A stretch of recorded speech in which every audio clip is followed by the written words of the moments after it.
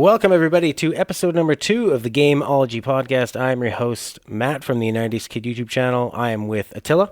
Hello there. He's a game developer from Blue Screen Productions. He has a game out right now, Robo's World, The Zarnok Fortress. That's right. Out on Steam if you like Metroidvania mixed with Mega Man and speedrunning. But here we are going to be talking all about elements of game design. What makes games fun? What makes them not fun? And on this episode, we're going to be focusing on procedural generation, and that's something that's really come into focus over the last couple of years. I think game developers are really starting to fall in love with that, and gamers all over again. Now, let's a quick history of it. There was a game that came out in 1980 called Rogue.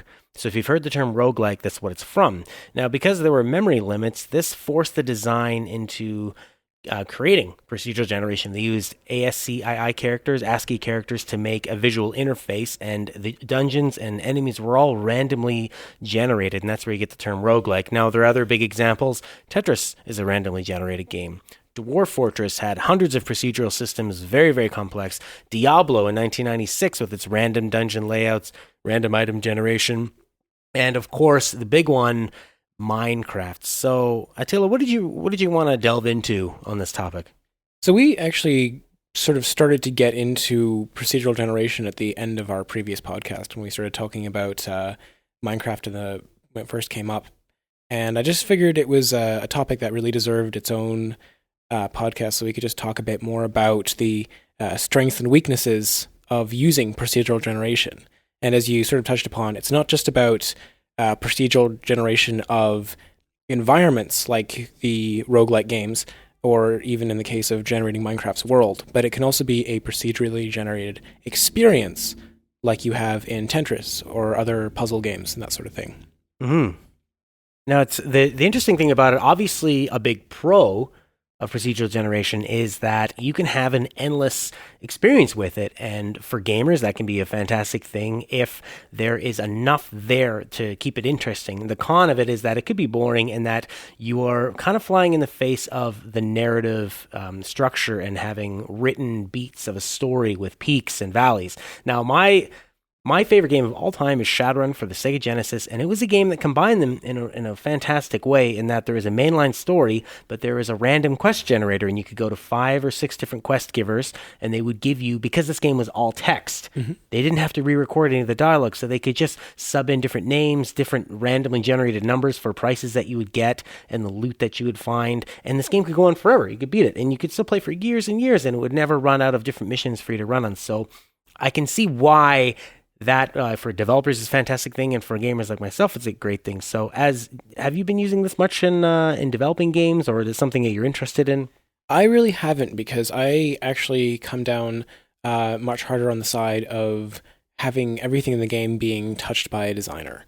That being said, I have created some procedurally generated experiences, shall we say? Because there's a couple like small puzzle or arcade type games I've created where the game itself is just sort of meant to unfold as the player goes through it. Like there's one game called Speedrun, which is like a tiny game I made over the course of one summer when I was like 11 years old. No, 12, whatever.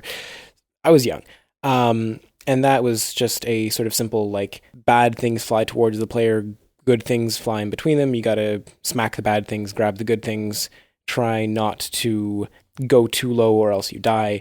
And that's just basically this, what I was crafting there was the challenge curve of making it so that more bad things appear over time, less good things, things come at you faster, and it was just a sort of high score based survival game. So I think that using procedural generation for creating those kinds of experiences, and what you talked about, those are procedurally generated experiences, those quests. What I don't think procedural generation should be used for is the creation of environments that the designer never sees. And the reason I qualify it like that is because if you use procedural generation to create an environment over the course of developing the game, like you hit a button, a randomly generated level is compiled, and you can look at it and go back in and edit it and tweak things and make sure things still fit, then it's a much more sort of refined experience than just pushing that whole set of rules and letting that happen letting that random generation occur at playtime. Well, it kind of makes you think that. I mean, I think that is definitely a weakness that can happen. Is you look at Mario, is one I was thinking of, and could you have a randomly generated Mario sort of maker before the game came out, where the level designers had certain, like, did they have a Mario Bible at Nintendo that Miyamoto makes them all abide by? Because I think when Mario Maker first came out, people realized it's really hard to make a great Mario level, and Mario is one of those games that you can just run and sprint and jump, and it rewards you running fast and making that leap of faith. Where I found with, say, Donkey Kong Country, a lot of times I would run and jump, and I'd want to have that experience, and I'd get punished because I'd get impaled up the ass by a rhinoceros horn. Whereas people making these Mario Maker levels, at first they had to learn and really go in there, and like you could easily paint yourself into a box. So I'm wondering if Nintendo could have like a set of rules where, like, we know that these work. And could you make an infinite amount of Mario levels through that? We haven't really seen it yet, or maybe we don't know. Maybe there's only robots that work at Nintendo and churn out Mario games, but perhaps they could take... I mean, you kind of have... When I was thinking about procedural generation, I was thinking that it almost takes the place of a human's involvement in a way of like multiplayer arenas. Now, when we were talking in the last show about using the same environments over and over again, and how do you make that interesting? Well, Call of Duty, why is it interesting to play the same map? Because the people make a different experience every time. Yeah. So procedural generation is the AI making it interesting for you every time. It doesn't have a human there to like act a little differently to make different moves on the board, but it has different enemies to throw at you and different combinations in that way. So I was thinking of what games you could do it with, and I was thinking Hotline Miami. Yeah. I think that's definitely a game that you could just have these rooms generated in such, it almost feels like they really are, but they are crafted in a way that it ramps up and it teaches you the difficulty. You're saying that you would never be comfortable with it being put out there without you kind of having an eye on it, but... Yeah, but only insofar as the actual game environments. Like you sort of, when you're touching upon the Mario side of things, like has Nintendo created the sort of Mario Bible by which Mario levels can be randomly generated, it sort of goes to the heart of like how are these systems created in the first place? And the answer is by creating essentially the same set of rules, not just that the game abides by, but that abides to our expectations as well. Like you need to make sure enemies, they should be placed on the floor. Usually, like enemies with legs, those have to be placed on the floor. They should not be placed in such a space where when the player dies and respawns, that the player gets insta-killed by those enemies. Coins should never be outside of the player's reach. You should never have a coin just floating in midair that the player can never reach. And there's a number of these rules which you have to sort of teach the procedural generation system one at a time. Most importantly, can you create a system where every jump that the system goes to create is possible? So you need to feed in all the data for possible jump arcs for the player, like how far can they jump, how high can they jump, what are all the different sort of combinations of speed to height that will make sure that all the jumps are possible. Like, can you add a block somewhere so you can make an in-between jump somewhere? Are you going to run up into a situation where there's just an otherwise unforeseen combination of enemies? Like, that's probably the reason why Nintendo has a tool as sophisticated as Mario Maker, but not something that can create levels procedurally, because there are simply so many elements that the procedural generation could choose from at any given time that it could easily create an unforeseen combination of elements that just turns out to be impossible or otherwise too difficult to the point where it's just not fun anymore. Yeah, and when I think about a Mario level, I'm thinking, what makes it fun? And if I'm thinking about a two-dimensional Mario level, what makes a great level? They're really just a series of challenges, one after another, that get increasingly harder as the game goes on, and they're done in a really charming way, as opposed to, say, a 3D Mario, which requires a lot more thought. Because I think one of the best things about, say, Mario 64 was hopping in a level, getting a clue, looking around, seeing something in that limited draw distance that it had on the N64, and finding out, how do I get there? And I think that that's something a procedure generation could never do. unless I'm very naive and ignorant to it, and that there's a way that they could teach it, and eventually the robot could also make that level while hosting this podcast at the same time. and I guess I miss that touch of it. It definitely has its place, and it doesn't. So actually, there was another game I was thinking about very recently that could easily have, and that's Metal Gear Solid 5, which is a game that reuses a lot of these same environments, and you are doing basically the same mission over and over again. You attack a village, and they just say, this is the guy you happen to be extracting this time. He's this level, and that's what makes it interesting, so that you extract a guy who has a skill you need for your base, and that could easily be procedurally generated as you just go on this ever... they could even do it with the a big carrot in that, and Metal Gear Solid 5 is upgrading and unlocking different weapons, and you could, in a way, generate just a better sniper gun or a better pistol, and just like tweak the numbers and keep that going on and on forever. In a way, it's a lot like grinding in RPGs or pretty much any game now. Well, that kind of like randomly generated levels, like you or not levels, but weapons. You see that kind of thing in Borderlands, where they're always talking about like, oh, there's an unlimited combination of guns because you can just take any part and combine it with any other part, and there's just so many guns in that game. And that works because it's either not like necessarily a single player experience. Like I know you can play it multiplayer, but it is like a cooperative multiplayer experience. Because if you leave all the numbers of a weapon's like various statistics of, but like its rate of fire, its power, all these kind of things, even if you were to assign values like weighting so that you could let's say your weapon has the rate of fire, the damage, and the clip capacity, just those three values, and you have to say like, okay, I have 100 points and I'm going to assign no more than like 33, 33, 33, or some 34, just to make it even. And you could sort of like create that constrained system, but then you might find like, oh, well, having a clip capacity of 2, but then having a super high damage and a super high rate of fire makes a gun way better than if it has a like 90 in clip capacity, but then like a super low rate of fire and a super low damage. Like just because you've put weights, like a limited pool to draw from in terms of like how far any given gun could be created, it would still, you'd have to put a lot of effort to make sure it's actually fair. And really, to the point where I think it would just be best to have a set number of guns created by a designer where those guns have all been like tested and compared against one another. And then, because the other thing is, it's not just about numbers at the end of the day. It's about, does this weapon feel fun to use? And I think that's sort of the driving point behind a lot of my feelings on not creating wholly procedurally generated environments. That yes, you can create an environment that is endlessly possible to traverse. Like even a three-dimensional environment would be much more complicated. But you can just have a system that makes safe guesses and always makes a jump that's like easily within the player's attainable like reach or what have you. But at the end of the day, if you're just creating a system that makes safe guesses or possibly not safe guesses, what are the odds that something is randomly going to spit out something that's fun?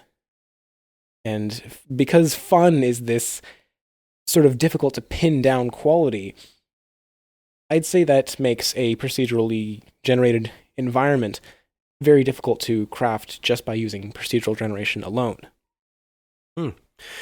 Yeah, when you're thinking that, I was thinking of like a really satisfying jump, say, just to go back to Super Mario Brothers, because it's such a basic language everybody understands. If it could know very easily how far the longest jump is, but then if it accidentally puts in, a Koopa flying in the wrong direction, that it could make it impossible. Yeah. Very easily. I mean, that's why with Mario Maker, no matter how much of a jerk you want to be when you're making your level, you have to complete it yourself. Yeah, and it's exactly. it's the smartest thing in the world. And in that way, they have quality checked against the random generation of people. Because as we've seen on the internet, when you give enough people the ability to do something, you get a gigantic range of good to awful to genius to horrible. A game that came out recently with some procedural generation was Galaxy. And this was a very challenging game, and it used this sort of roguelike thing of randomly putting enemies in. And what you find with a lot of these games is that they are a lot of times about loot, which is why Diablo was so successful, Destiny, Division. And then you also find this punishing aspect where in Galaxy, you have to complete a number of episodes to complete a season, because it has this motif of being like a VCR series of an old anime. It's actually a really cool game. You should check it out.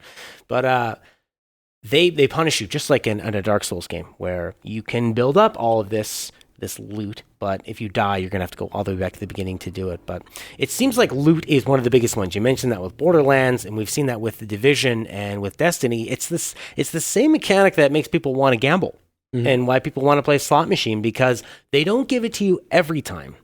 It's randomly procedurally generated, in that maybe it's your 174th pull on that slot machine, or that time that you get that loot. And Diablo actually came out with a lot of the with the loot sort of tropes that we see now, with like different colored loot and like more rare loot and deeper. And I remember seeing people play that when it first came out, and I'd never touched it. And to watch anyone else play it, it's just a bunch of clicking.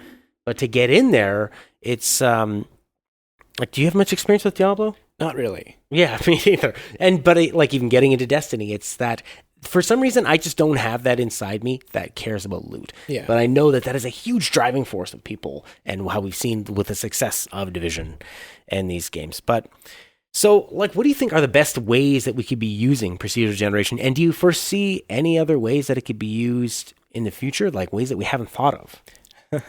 Okay, so let's start with what I think is the best clear-cut examples of procedural generation. And the easiest one that you can get away with is environment decoration. When I was working on creating some adventure maps in Minecraft with my little sister, I would be going in and creating the paths for the players to follow and all these kind of things, but I would be using one type of stone brick block. And then what I was tasking my little sister with doing, but what in an actual game development tool you would create a procedural system to do for you, would be to go in and replace that single type of stone brick block with random types of stone brick blocks. And that way you have some mossy ones and some cracked ones, and it gives it personality.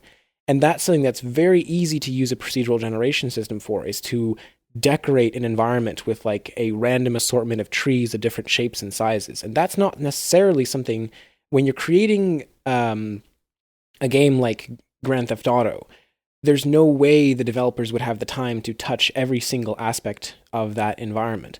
But the draw of that kind of game is just having this massive world to explore, and then the developers will go in and create special deathmatch and arena places in the world which have been very carefully tuned and crafted for firefights and that sort of thing.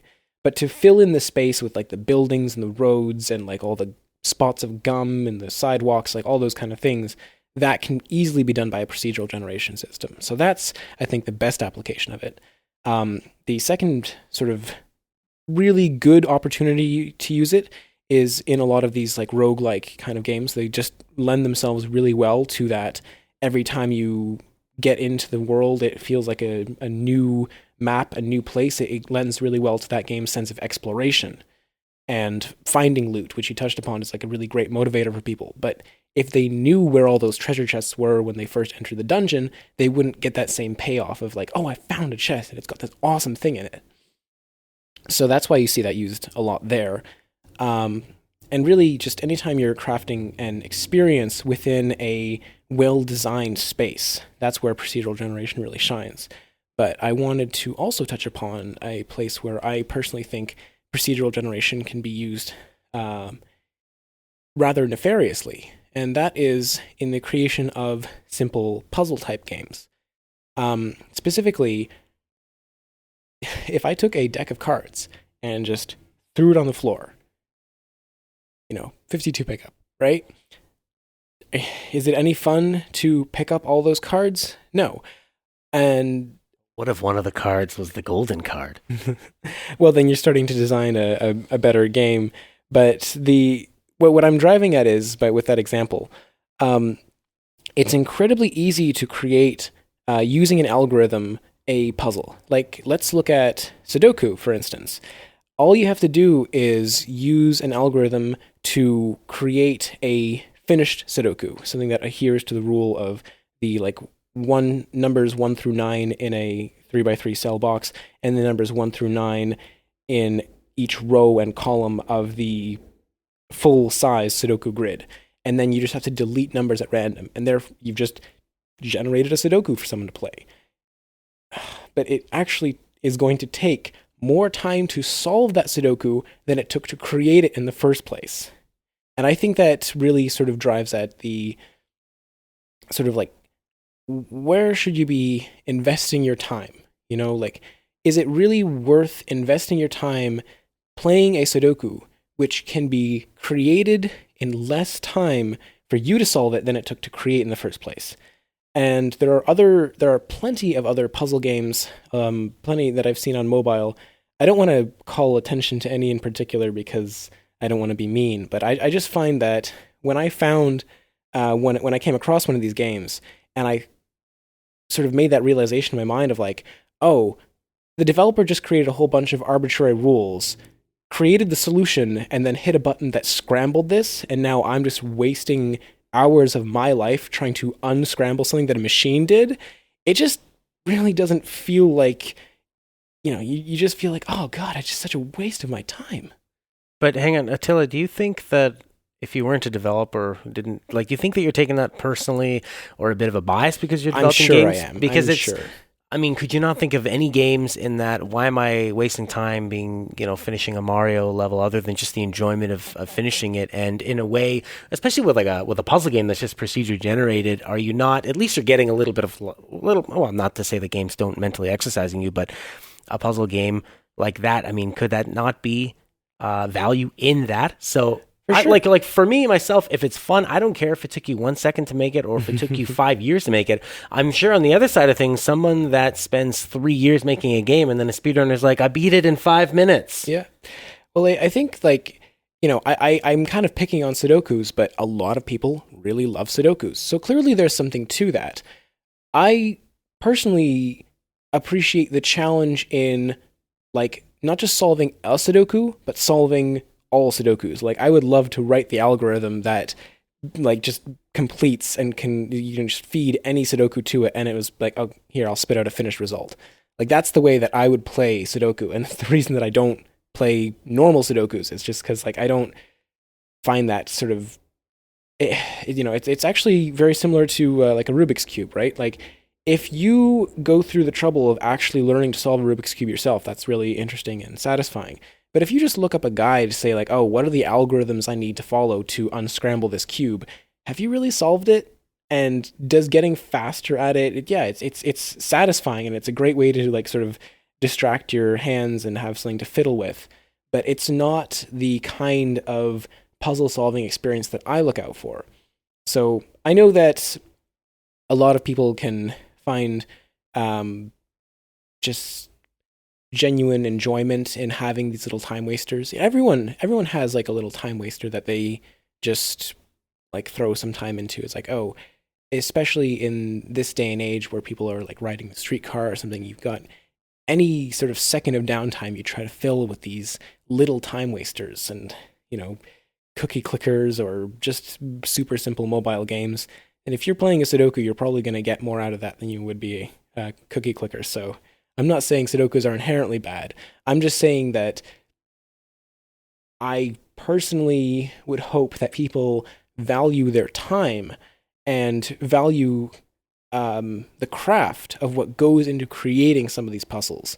And I think that people are just overall going to have a much more satisfying play experience when the designer spent longer crafting the puzzle than the player did in solving it. Well, there you have it. Did you want to call it a show there? I'd say so. That's about everything I had to say on procedural generation. Well, that was Second episode of the Gameology podcast with Matt and Attila, talking about procedural generation. Episode 3 will be coming up, and we'll be talking about what, Attila? The very next topic that we have on our roster is talking about what I'd written down as over-innovation, but we're going to talk more about that in just a little bit. You can find me on Twitter and YouTube under the name Game Think Talk, and where can people find you, Attila? They can find me at Bluish Green Pro on Twitter, and on my website, Bluish Green Productions. I will be posting blog posts regarding extended thoughts on what we've discussed in the show. Thanks for listening. Have fun out there.